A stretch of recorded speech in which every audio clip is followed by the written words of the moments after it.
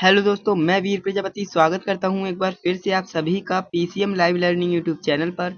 दोस्तों, आज की इस वीडियो में हम समांतर क्रम संयोजन यानी कि पैरेलल कॉम्बिनेशन को पढ़ने वाले हैं।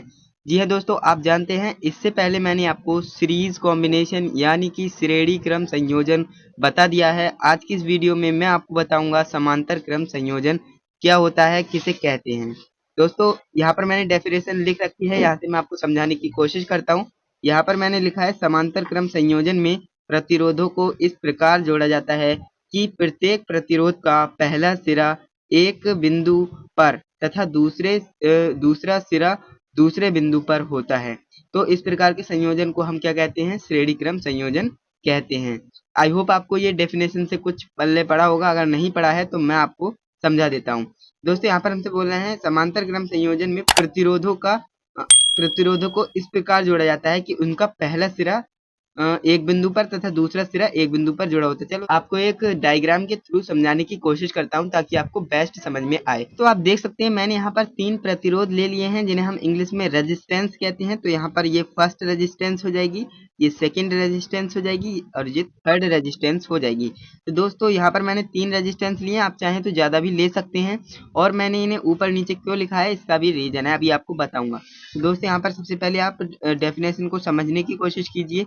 समांतर क्रम संयोजन में प्रतिरोधों को इस प्रकार जोड़ा जाता है कि प्रत्येक प्रतिरोध का पहला सिरा एक बिंदु पर तथा दूसरा सिरा दूसरे बिंदु पर लगा होता है। तो ये प्रतिरोध है हमारे पास 3, इनके एक एक पॉइंट हैं जो कि पहला सिरा एंड पहला बिंदु और दूसरा बिंदु जो हो गया, एंड इसका ये पहला पॉइंट हो गया, ये दूसरा, इसी प्रकार इसका भी पहला पॉइंट हो गया, इसका दूसरा हो गया। तो दोस्तों, हमें इस डेफिनेशन में ये बोला गया है कि इस अंतर क्रम संयोजन में प्रत्येक प्रतिरोध का यानी कि हर प्रतिरोध का, हर रेजिस्टेंस का पहला सिरा एक बिंदु पर और दूसरा सिरा एक बिंदु पर कनेक्ट होता है। तो वही मैंने किया है, आप देख सकते हैं। और यहीं से हम जो है मेन निकाल लेते हैं, यानी कि हम यहाँ से इसे करंट दे सकते हैं। तो दोस्तों, यही हमसे बोला गया था इस डेफिनेशन में। अब आगे की बात देखते हैं इसमें क्या लिखा हुआ है। तो इस संयोजन में प्रतिरोधों में एक ही विभवांतर होता है यानी कि समान विभवांतर होता है। तो चलिए दोस्तों, अब इसके निगमन की बात कर लेते हैं जो कि डेरिवेशन होता है। दोस्तों, मैं आपको पहले ही बता देता हूँ, ये आपके एग्जाम में नहीं पूछा जाता है, बट आपको आना चाहिए। हो सकता है आपके एग्जाम में आपकी बार पूछ लिया जाए, तो आपको आना चाहिए। ज्यादा हार्ड नहीं है, बट आपको थोड़ा सा समझना पड़ेगा, आपको क्लियर हो जाएगा। तो दोस्तों, यहाँ पर मैंने क्या लिखा है, माना प्रतिरोध R1, R2 तथा R3 समांतर क्रम में जुड़े हैं और उनमें बहने वाली धाराएं I1, I2 एंड यहाँ पर मैंने लिखा है I3 हैं, जबकि बैटरी का विभवांतर V एक समान है, जो कि हमने पहले ही बता दिया कि आपको समांतर क्रम संयोजन में विभवांतर समान होता है। तो यहाँ पर मैंने डायग्राम भी बनाया, तो आप इस डायग्राम को देखकर समझ सकते हैं। हमने क्या बोला, हमने 3 प्रतिरोध लिए हैं जो कि R1, R2 और R3 हो गए, और इनमें I1, I2, I3 धारा बह रही है, जो कि मैंने यहाँ पर लिख रखा है। और दोस्तों, इसमें विभवांतर समान है, इसलिए मैंने V लिखा है और यहाँ पर मैंने लाइन खींच दी है, यानी कि हर जगह पर विभवांतर समान है। दोस्तों, यहाँ पर आप देख सकते हैं मैंने बैटरी भी लगा रखी है, एंड इसका जो नेगेटिव टर्मिनल है ये पॉजिटिव टर्मिनल है। ओके, एंड यहाँ पर मैंने एक स्विच लगा रखा है जो कि ऑन ऑफ के लिए काम आएगा।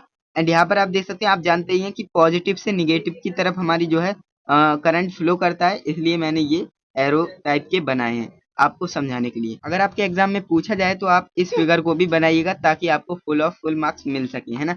नेक्स्ट हमारा जो है, माना परिपथ की कुल धारा आई हो तो V बराबर आई आर, यानी V बराबर आई आर क्या है, यहाँ पर आप जानते ही हैं ओम का नियम है। तो ओम के नियम से हम इसे प्रूफ करने वाले हैं। तो यहाँ पर आप देख सकते हैं हम I बराबर V अपॉन आर कर सकते हैं, बिल्कुल कर सकते हैं।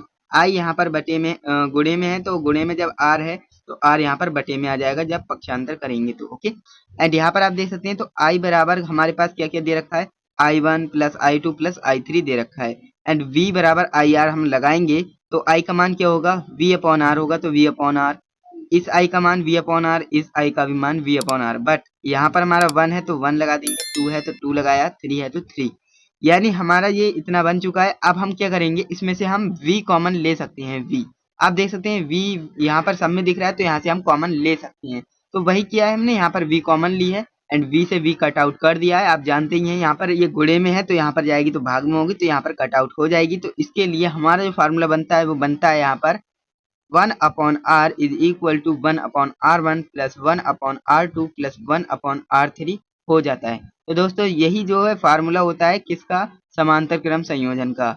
और आपको पता है श्रेणी क्रम संयोजन में हमारा क्या फार्मूला होता है, R बराबर R1 plus R2 plus R3 होता है। ओके, तो यही डिफरेंस है दोनों में, और आपको दोनों कॉम्बिनेशन जो है आने चाहिए, सीरीज और पैरेलल कॉम्बिनेशन दोनों आने चाहिए। तो यहाँ पर मैंने एक लाइन और लिख रखी है, अतः परिपथ में कुल प्रतिरोध का व्युत्क्रम अलग अलग प्रतिरोधों के व्युत्क्रम के योग के बराबर होता है। तो दोस्तों समांतर क्रम संयोजन आपका यहीं पर होता है समाप्त। आई होप आपको इस वीडियो से समांतर क्रम संयोजन अच्छी तरह से समझ में आ गया होगा। अगर आपको कोई डाउट है तो आप हमें कमेंट भी कर सकते हैं, अदरवाइज आप वीडियो को रिपीट करके देख लीजिएगा, तब भी आपका डाउट क्लियर हो जाएगा। अगर नहीं होता है तो आप हमें बेझिझक होकर कमेंट कर दीजिएगा, मैं आपको कमेंट में ही आंसर बता दूंगा। तो दोस्तों वीडियो आपको कैसी लगती है ये भी हमें कमेंट बॉक्स में जरूर से बताइएगा। अगर आप चैनल पे नए हैं तो चैनल को सब्सक्राइब कीजिए, बेल आइकन को ऑल पर प्रेस कर लीजिए ताकि आपको हमारी वीडियोस की नोटिफिकेशन टाइम टू टाइम मिल सके।